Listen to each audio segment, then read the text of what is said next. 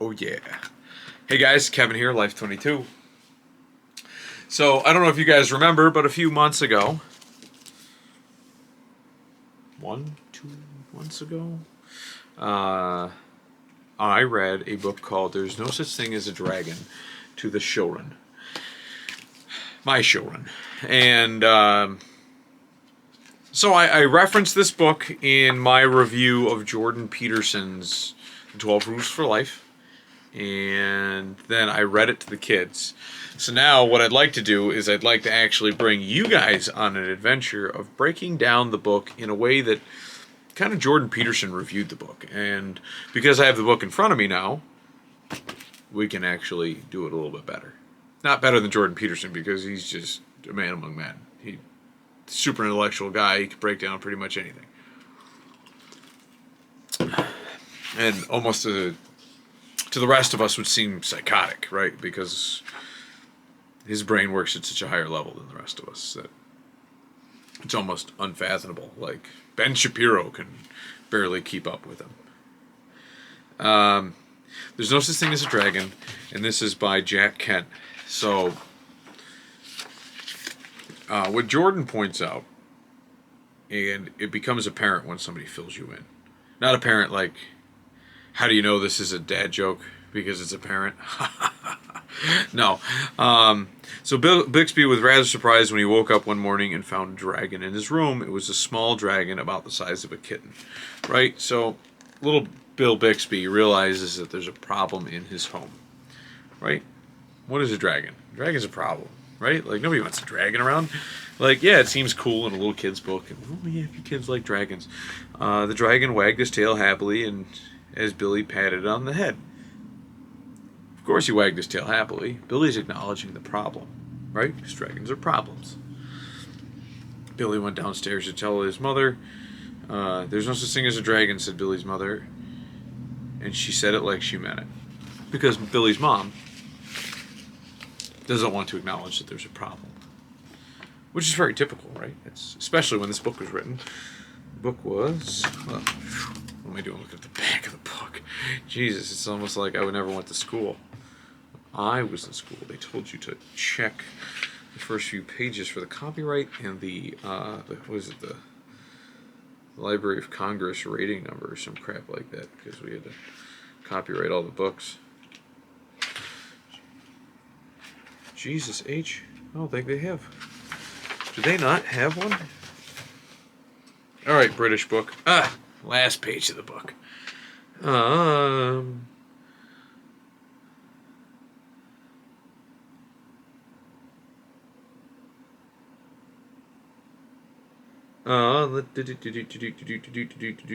ISBN number, copyright 2005, original copyright 1975.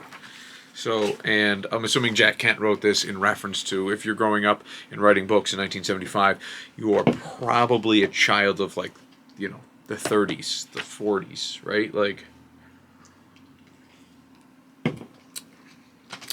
just would be something that you would want to do, right? Like, you'd want to write a book from your perspective of your parents being in the 40s. And Jack Kent sounds like just the way that all the people are drawn and how they act. It sounds very 1930s or 40s. Anyways, there's no such thing as a dragon. Mom doesn't want to acknowledge there's a dragon. Doesn't want to acknowledge there's a problem. Billy went back to his room, began to dress. The dragon came close to Billy, wagged his tail, but Billy didn't pat it. There's no such thing as something. There's no such thing as something. It's silly to pat it on the head.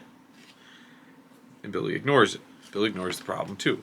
Thanks, Mom, for instilling that in Billy. Billy washed his face and hands and went down for breakfast. The dragon went along. It was bigger now, almost the size of a dog. So now, as you ignore problems, they grow. Right? So, like, actually, once you hear this in Jordan Peterson's mindset in that book, it's almost hard to ignore. Like, as you can see by me drawing it out for you. Billy sat down at the table. The dragon sat on the table. This sort of thing was not usually permitted. There wasn't much Billy's mother could do about it. She had already said there was no such thing as a dragon. And if there's no such thing as a dragon, you can't tell it to get down off the table. That's correct. So, there's no such thing as a problem. So, Mom's in denial. There's a problem. And it's right in her face. It is at the table. It's right in her face. And we'll see here what happens. So this is the part that, you know, like I didn't read with the kids because the kids wouldn't have understood this deeper meaning. Mother made some pancakes for Billy, but the dragon ate them all. So, and it shows a silhouette of her, an illustration of Billy trying to eat his pancakes and the dragon is scarfing him up. Sometimes the problem, so here's two different ways to read this. And this is just me spitballing right now, based on that mentality. So, Mother made some pancakes for Billy, but the dragon ate them all. Now, is the problem manifesting itself into an overeating disorder for Billy? Is Billy eating to compensate for the problem that is in the household? It's one way to interpret it. The other thing is that the problem starts to consume more and more of material necessities of residents of the household, right? So your problem becomes so big that it actually starts pressing upon the physical needs of people in the house. Now, it's deep, right? It's not that hard when somebody unveils the context of a book, which you couldn't even get that by reading the Amazon bio on this book, by the way. I read Jordan Peterson's book. I said, I'm going to buy that book. I bought the book. I read it to my kids. But when I looked at it on Amazon to get delivered to my house, perfect book for kids who like dragons. Like, right? Like, they don't get it. Mother made some more, but the dragon ate those too. So that's further depth on the two topics we just brought up that are plausibilities, because problems can manifest themselves in many ways. Boom. I like it. Loving it. Mother kept making pancakes until she ran out of batter. Billy only got one of them, but he said that was all he really wanted anyways. So, did Billy, the boy, only get one? And the problem, which is either Billy's eating disorder caused by this problem, right? Now, what caused the problem? What is the problem? Now, we'll find out later in the book what the problem is, but Billy only wanted one. Anyways, the problem had to consume the rest of them, which could lead to that Billy has an eating disorder, now caused by the original problem, because the problem stems much deeper than Billy's eating disorder. Billy's eating disorder is just a causality of the problem in the household. Or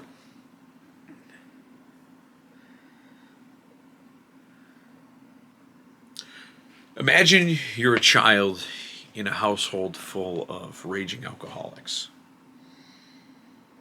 Mom and Dad fight, and they fight, and they fight, and they say, hey, listen, and the kid just go, whoever's the drunkest at the time, Mom or Dad, they throw the food for dinner across the room at the other, and it shatters on the wall, and there goes the spaghetti down the wall, or what have you. Or the steak, or the pot full of macaroni and cheese, with ill intent as she wails at his father. Or father gets mad because the macaroni's burnt, and he's had one too many drinks, and he wails it at Mother, and she ducks, and it hits the wall.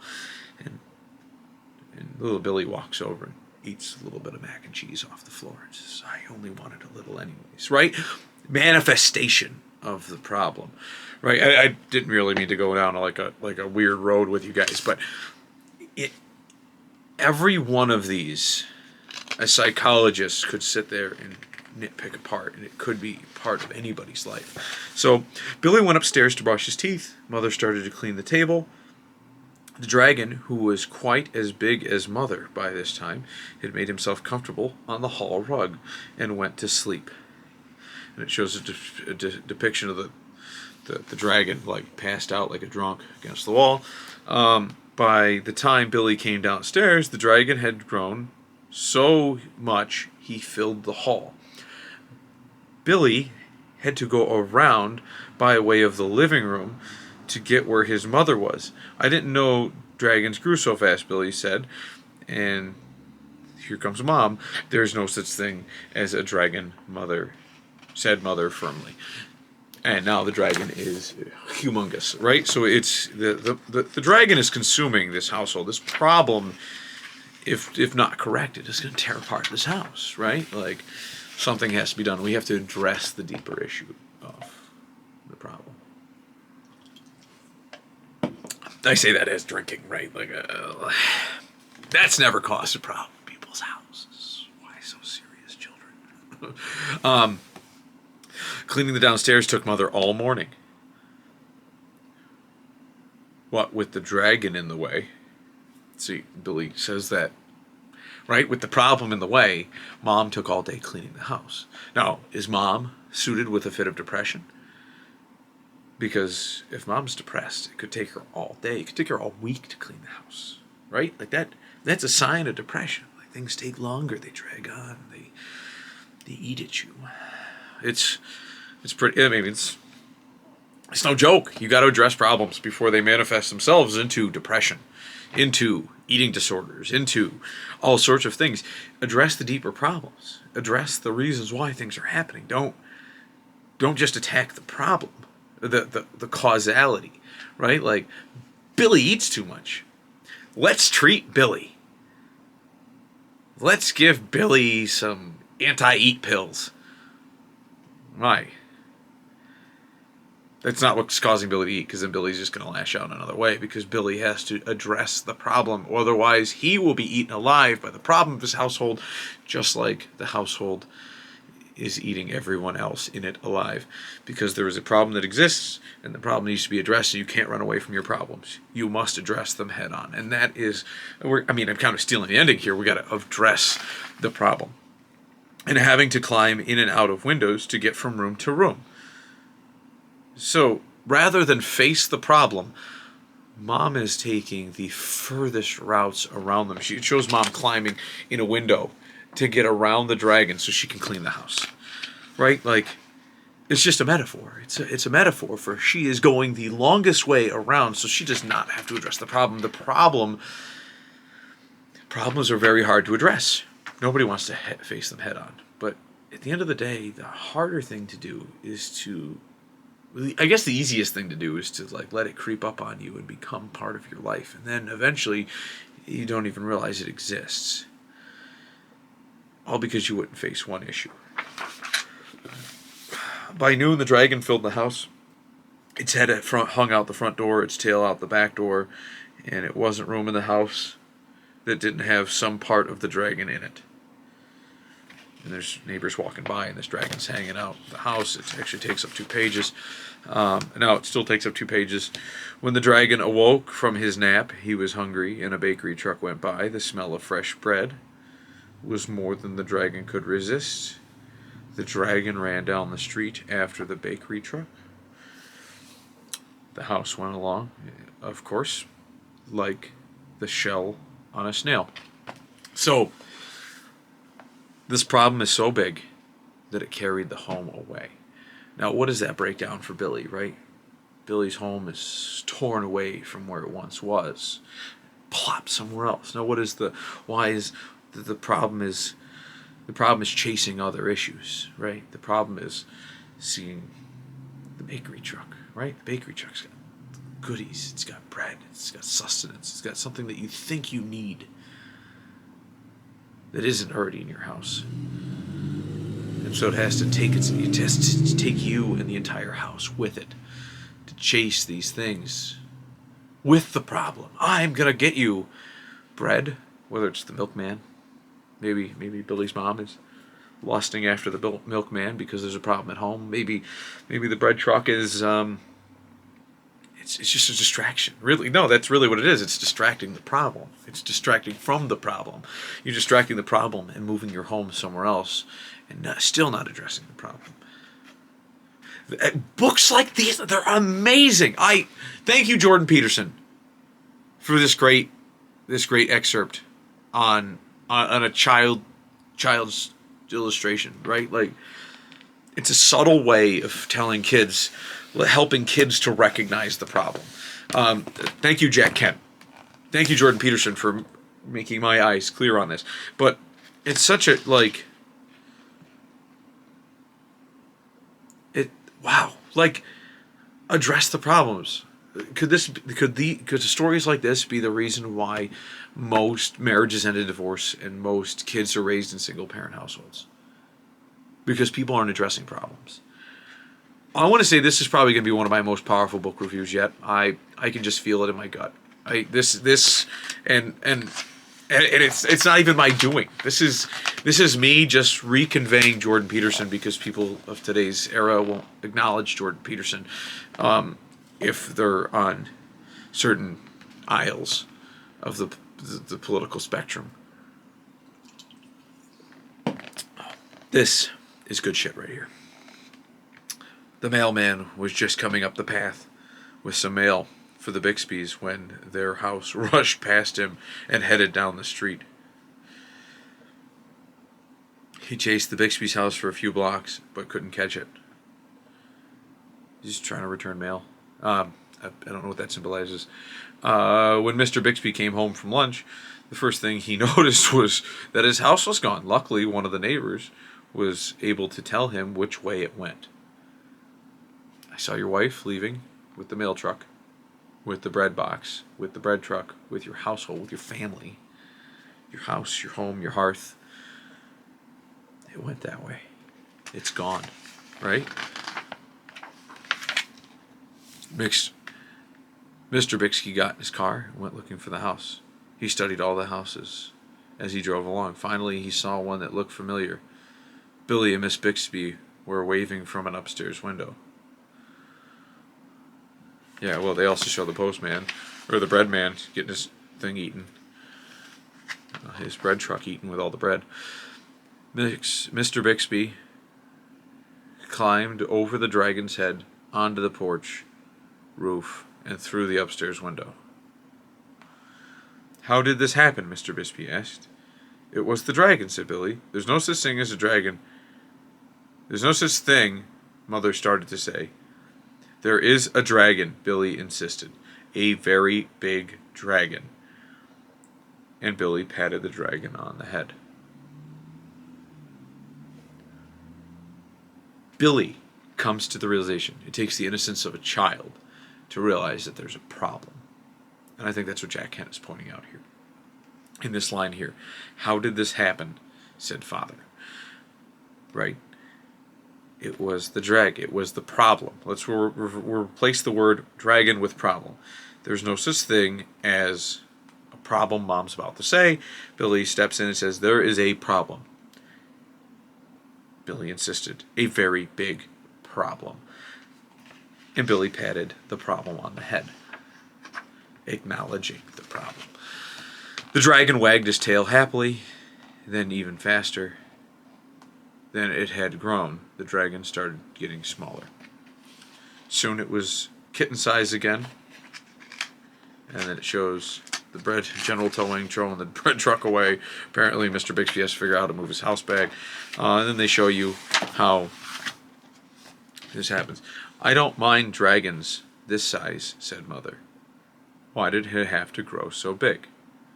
I'm not sure, said Billy, but I think it just wanted to be noticed. And then there's the dragon eating out of a little dish. And then there's a bunch of concepts by Dragonfly Books. But why does the problem have to get this big? It's because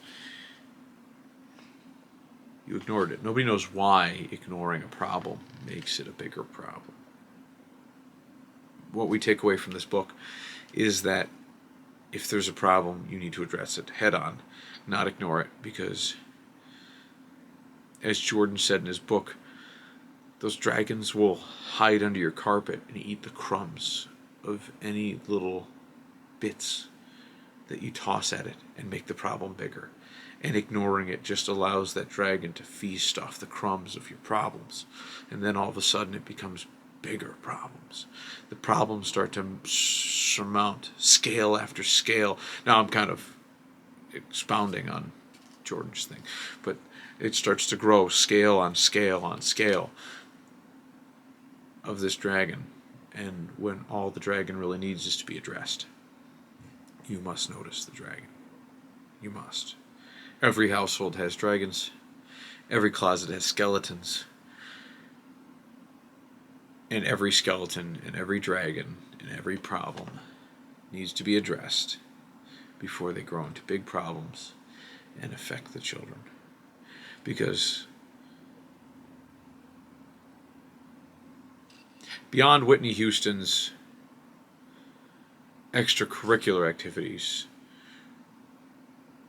her musical career pointed us in a very good direction, that children are the future.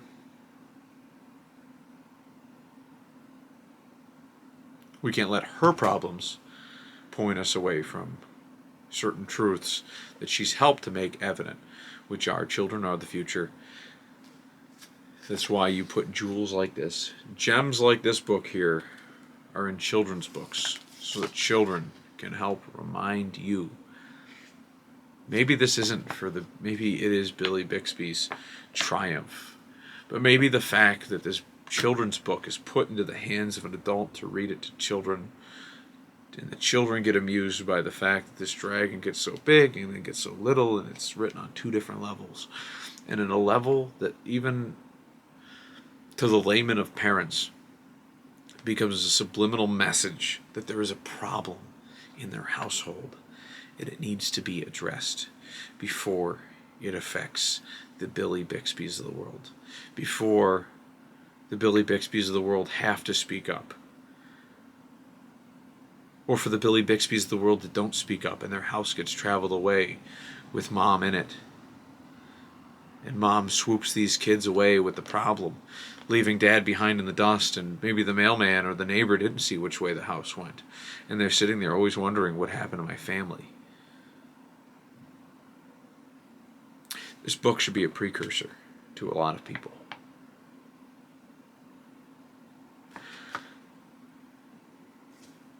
I enjoyed this book. I'm not going to be sassy, witty. If you like this book review, all I can do is implore you to buy this book, read it to your children, understand its message as a parent, as a member of the community. And it should go without saying that you should like or subscribe. But you don't have to.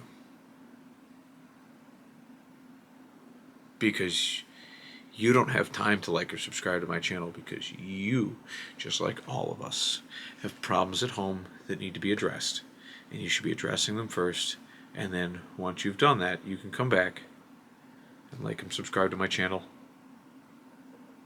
But if you do like and subscribe to the channel, know that this video gets pushed on to other people that have not heard of this book, have not read this book, have not broken down the meaning of this book, and will then be shared to a greater audience, at which point more parents can hopefully see the error of their ways, find the problems, attack them head on, and we can make this a better America, a better country for our children. Thanks. We'll catch you guys next time.